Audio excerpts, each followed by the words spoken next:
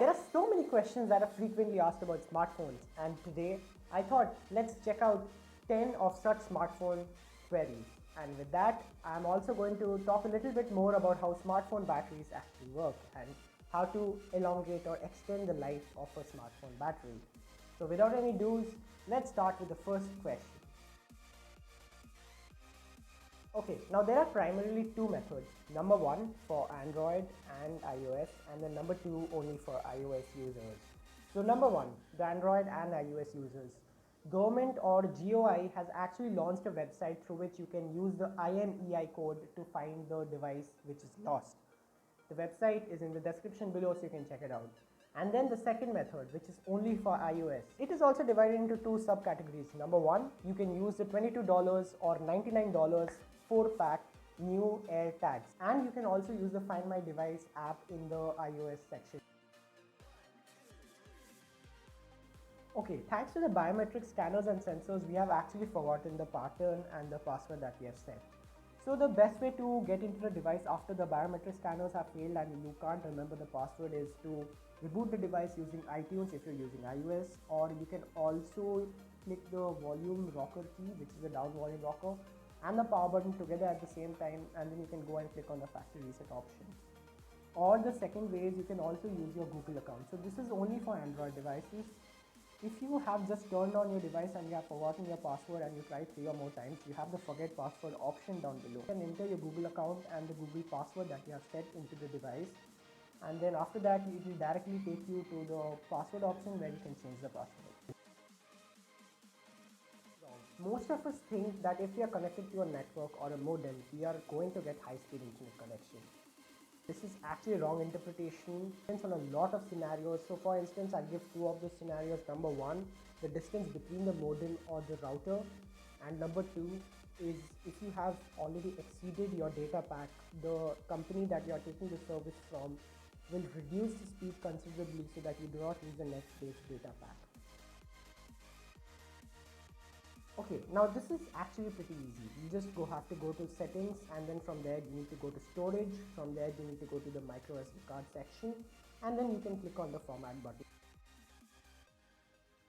Okay, now there are so many ways to do this. I'll name 5 of them. Number one, you can use FilesGo, which is a Google alternative to share it. Number two, you can use this USB-C cable. So the one you get with your phone, you can connect it to the other phone and then you can transfer your data. Number three, you can use NearShare or Nearby Share for iOS and Android users. Number four, you can use your PC as a middleman and then you can connect both the devices at the same time and then you can transfer it that way. And number five, you can use a SD card. Now, sorry, but this is not possible because you have already deleted the image or the video or whatever from your device or the SD card. Okay, now you can do this pretty easily with Hotspot. It is present in all the devices out there. What it does is it will take the data from the phone and then it will share it with the nearby devices. So it will work as the same Wi-Fi network. Only thing is it will be much slower than the original router that you have sitting in your house. Okay, you guys are actually correct. It is predicted that 95% of human beings are actually going to suffer from stage 3 brain cancer within the next 10 years of using their phones. Okay, I'm just kidding. This is complete nonsense. Please don't believe in this. What happens is smartphones uses non-ionizing radiation. So in this, the maximum which you will get is heat. Non-ionizing radiations have nothing to do with humans or birds. To get this video successful, you will need 7,000 phones and it will only heat it up as much to just about 3 or 4 degrees more. So all the best getting those 7,000 phones. Okay, now most of us hesitate to use the pattern password because we feel that it is completely unsafe. Now this is not true. Using a bit of combinations, we find out that you have to try 1,40,704 times just to get the right combination or the right password. Now this is a false acceptance rate of 0.007%, and considering that Android only gives you 10 chances to get into the right password and then it locks itself, which is pretty awesome considering how the reputation of the pattern password is. few years down the lane, Apple was accused of throttling down the speeds of every iOS device out there. Now, there are two sides to the coin. Number one, Apple states that they did it so that the iOS users can have a better and a longer battery life. Number two, the general iOS users have stated that Apple has done this so that people can upgrade to the latest and more expensive hardware. So I'm not really going to judge any of these scenarios, and I really want you guys to decide. Please put it in the comment section below which side you fall into. Coming back to the point, I know I deviated a little bit, but I just wanted to tell you about the Apple's battery gate problem. Now, most of the people after this problem are scared to update their softwares because they feel that this might happen again.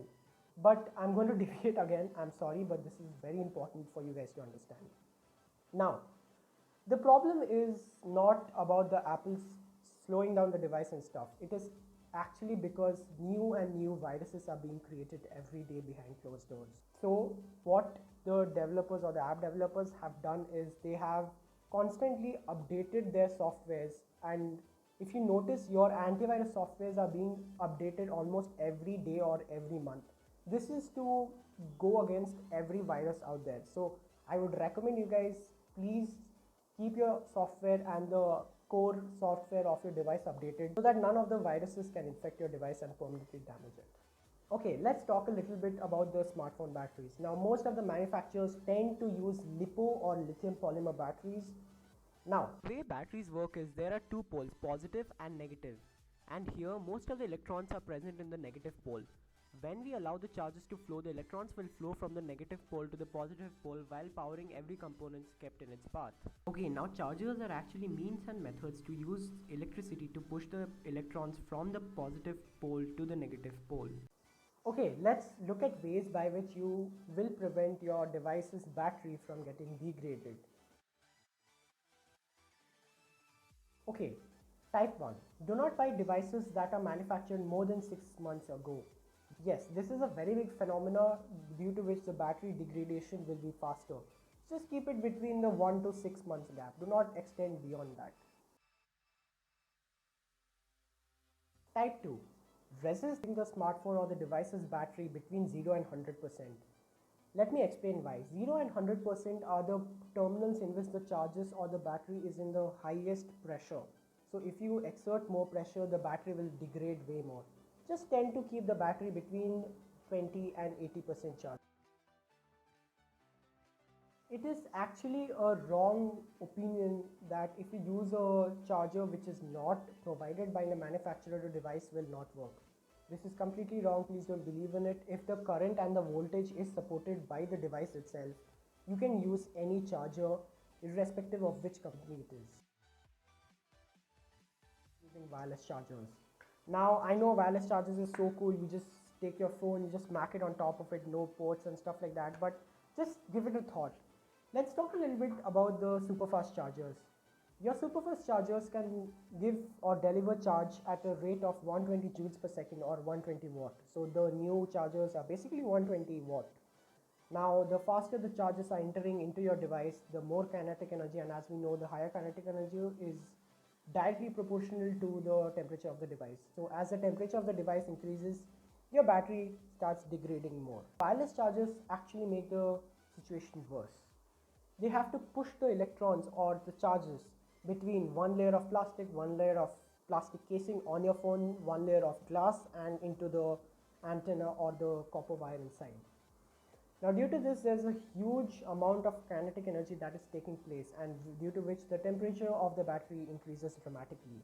And as we know, temperature is a battery's worst enemy, and as the amount of temperature goes up and down and constantly changes, your phone's battery starts to degrade. So just try and not use wireless chargers. I have it because I bought it because I thought it is cool, like most of us.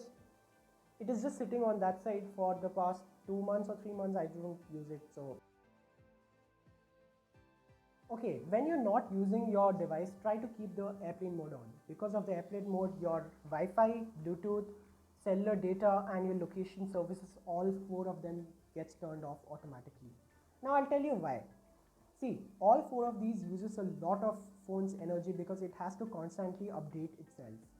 So just keep the airplane mode on, as simple as that. It'll just save your battery and your data as well. Now try to keep the vibration motor of your device turned off. See, there are three types of sound in the sound category. Number one, you have the audio. Number two, you have the vibration and mute. And number three, you have mute. Just try to keep it in silent or mute, whatever you want to call it. So as we know, each phone has a vibration motor of its own. So if there's a phone call or if you're texting someone, your vibration motor turns on repeatedly, and because of this it drains a huge amount of battery, so you might want to just keep it in silent. Okay, now the screen is the only component that uses the maximum amount of battery in the phone. You might want to keep the brightness as well as the resolution as low as it can, and also try to keep the display turned off whenever possible. Now, you might be thinking, Prateek, you have told these last three methods about the near future, not about the far future. Why are you telling us all these? Okay, let's keep one thing in mind. Your smartphone manufacturer tells the life of the battery depending on the cycles. So the lower number of charging cycles that you keep, the higher the life of the battery will be. So with this, my name is Prateek. If you have any questions, please feel free and put it down in the comment section below. If you like this video, like and subscribe. My name is Prateek, and I'll meet you in the next video. Peace.